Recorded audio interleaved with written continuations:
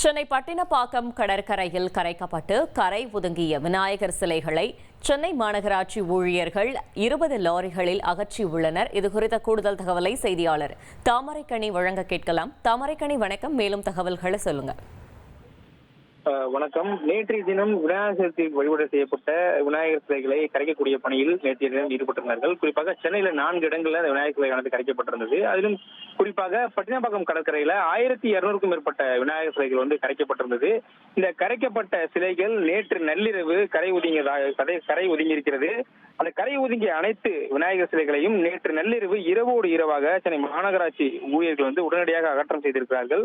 இது மட்டும் இல்லாமல் அதாவது கடற்கரை முழுவதும் ஒதுங்கக்கூடிய அனைத்து சிலைகளையுமே சென்னை மாநகராட்சி ஊழியர்கள் தூய்மை பணியாளர்கள் மூலமாகவும் அது போல மூலமாகவும், அதாவது மாநகராட்சி தூய்மை பணியாளர்களால் எடுக்க முடியாத அந்த பெரிய பெரிய விநாயகர் சிலைகள், அதனுடைய குப்பை கழிவுகள் அனைத்தையுமே ஜேசிபி இயந்திரங்கள் மூலம் கிட்டத்தட்ட 20க்கும் மேற்பட்ட லாரிகள் வரவைக்கப்பட்டு அனைத்து குப்பைகளையும் அகற்றி பெருங்குடியில் இருக்கக்கூடிய அந்த குப்பை கிடங்கில் கொண்டு போய் அனைத்து குப்பைகளையும் குப்பதாகவும் மாநகராட்சி அதிகாரிகள் தகவல் தெரிவித்திருக்கின்றார்கள்.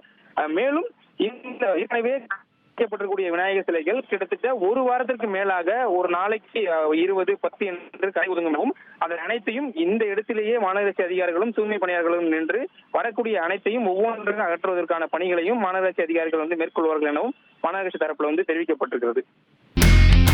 இனி செல்லும் இடமெல்லாம் செய்தி. தந்தை டிவியின் வாட்ஸ்அப் சேனலை ஃபாலோ பண்ணினா செல்லருக்கும் இடமெல்லாம் செய்தி. இதோ QR கோட் இப்பவே ஸ்கேன் பண்ணுங்க, ஃபாலோ பண்ணுங்க.